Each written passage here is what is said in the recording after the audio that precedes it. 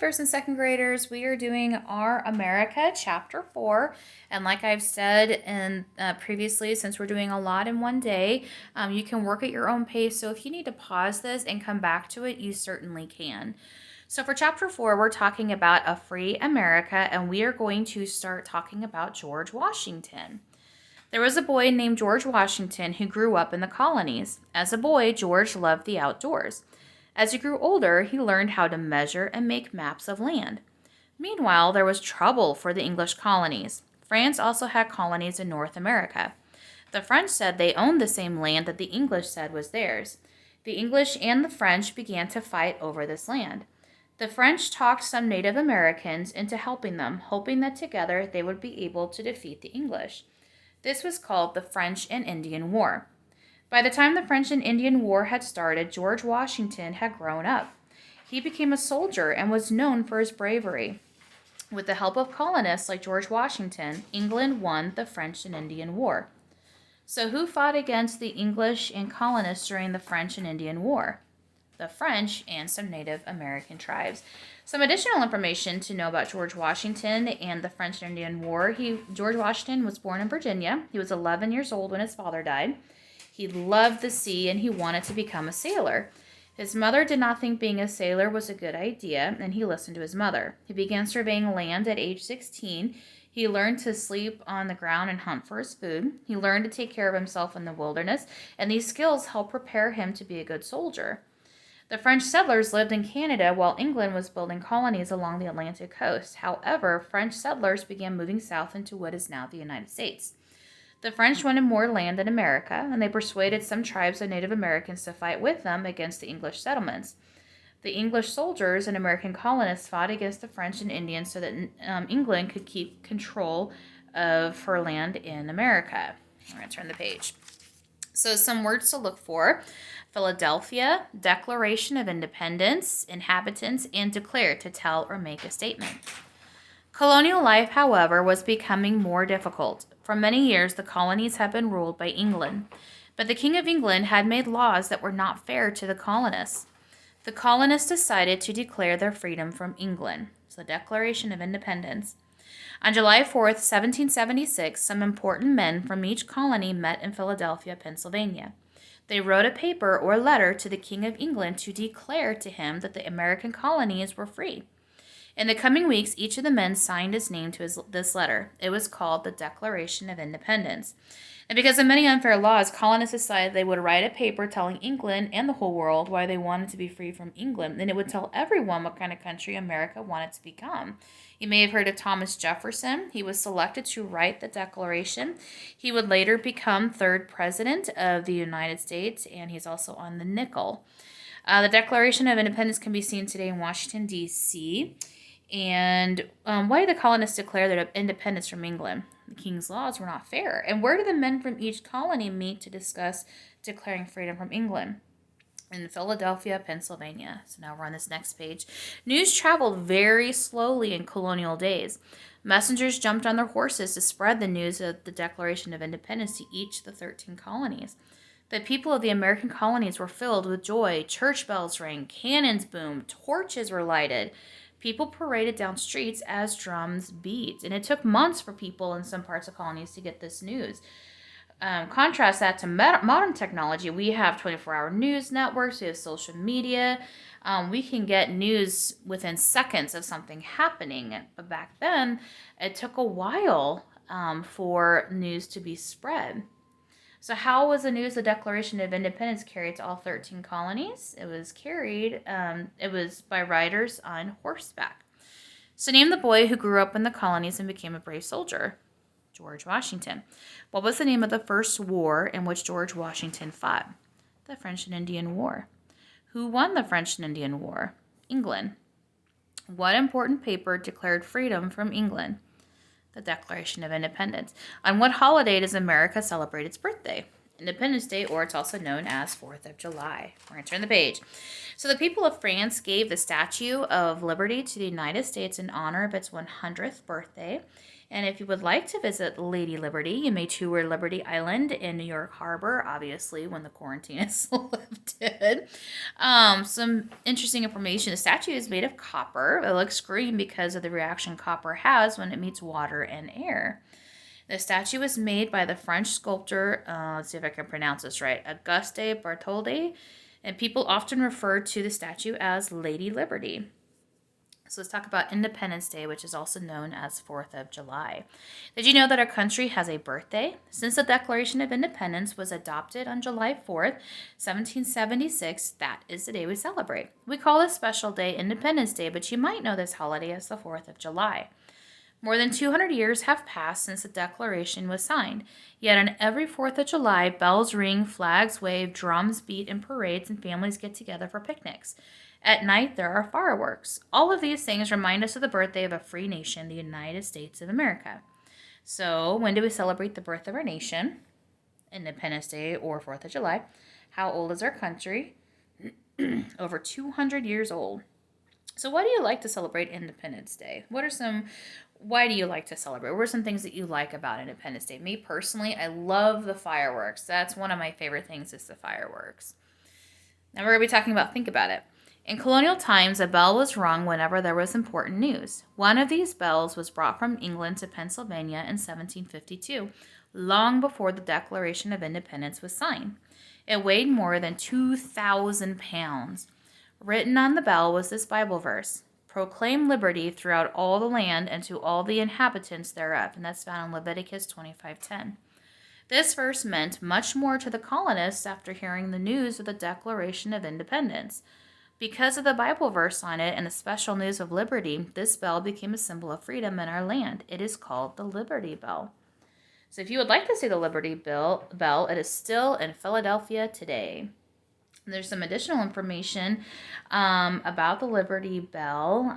Inhabitants are the people that live in the land, and the crack that's in the Liberty Bell is 2.5 feet long and a 1/2 inch wide. The bell is 3 feet tall.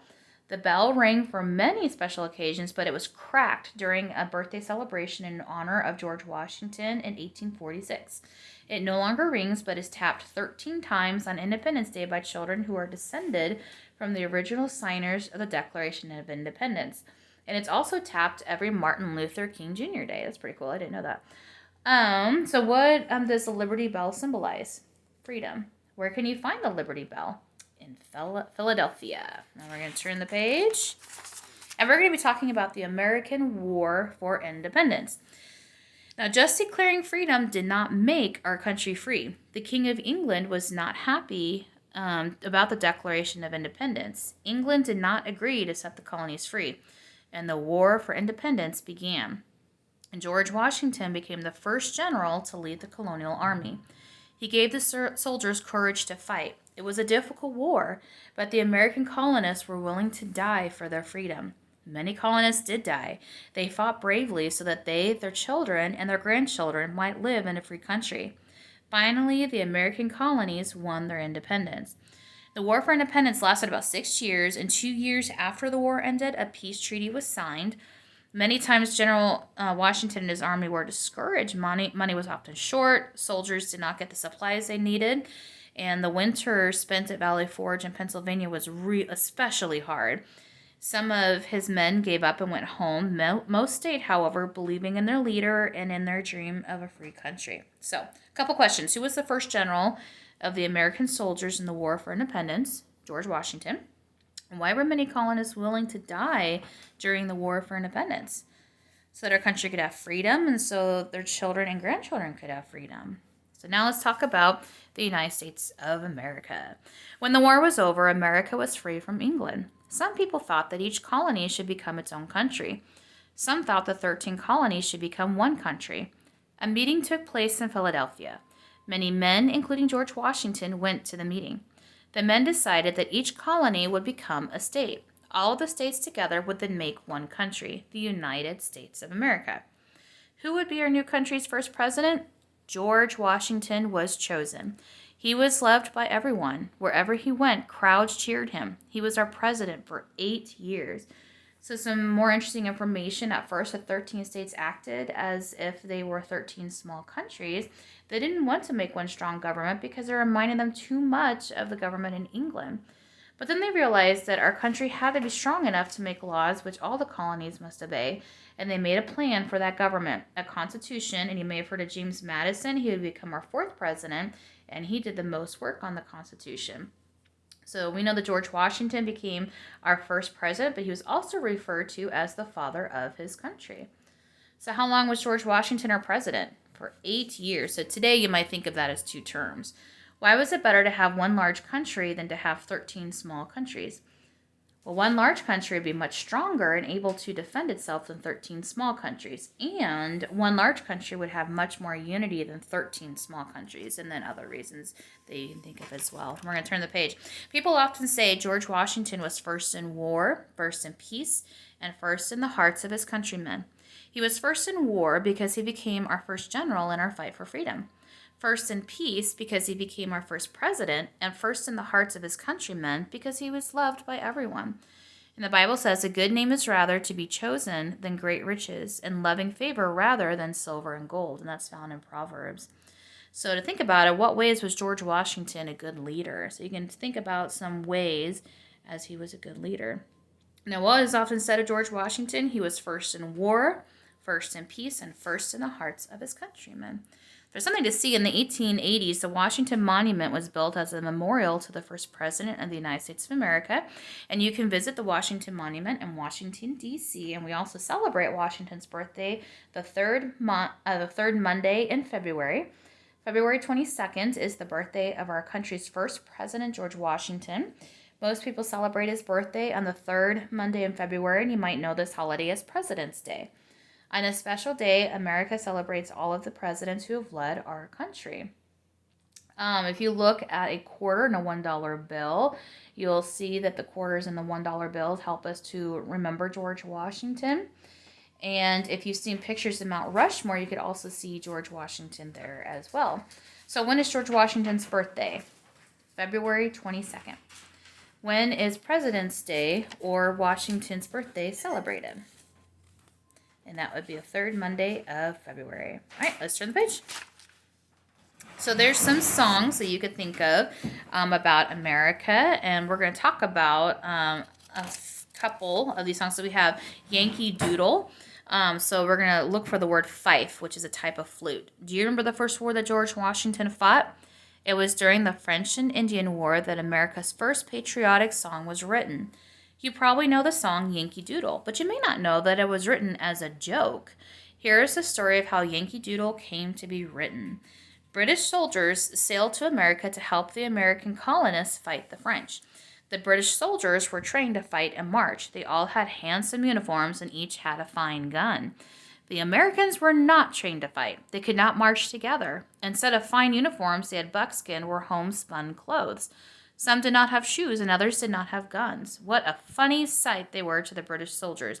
One day an English army doctor watched the colonists try to march. Laughing to himself, Dr. Shuckburgh went back to his tent.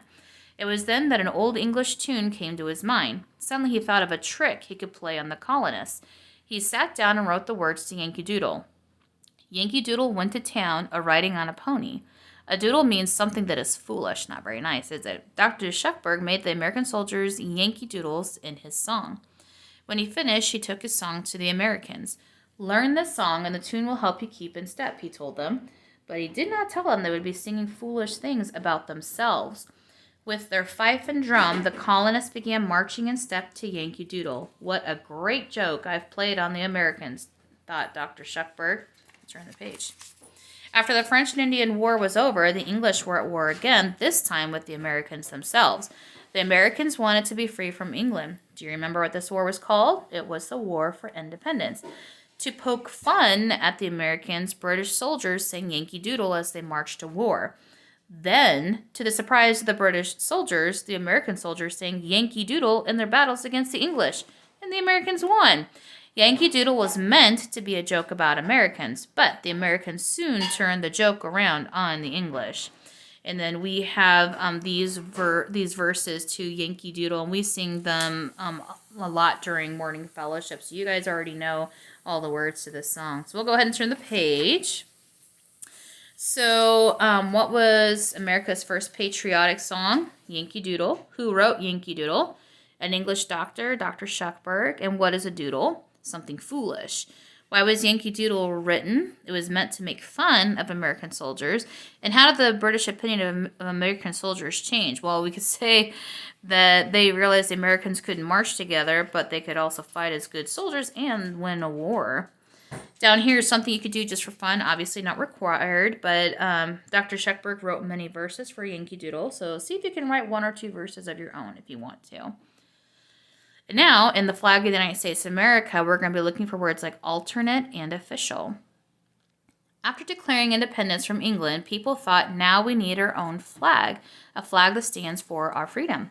People began to make their own flags. Some of them looked like these flags. And you might, this one I've seen actually quite regularly lately. Don't tread on me. That's the rattlesnake flag. The Liberty Tree flag, an appeal to heaven, has that tree on it. And in 1775, Congress, the group of people that makes laws for our country, chose some men to decide what our flag should look like. 2 years later, in 1777, they made this decision. Resolved that the flag of the United States be 13 stripes, alternate red and white, that the Union be 13 stars, white and a blue field. Okay. We'll turn the page. Who made our country's first official flag? No one knows for sure.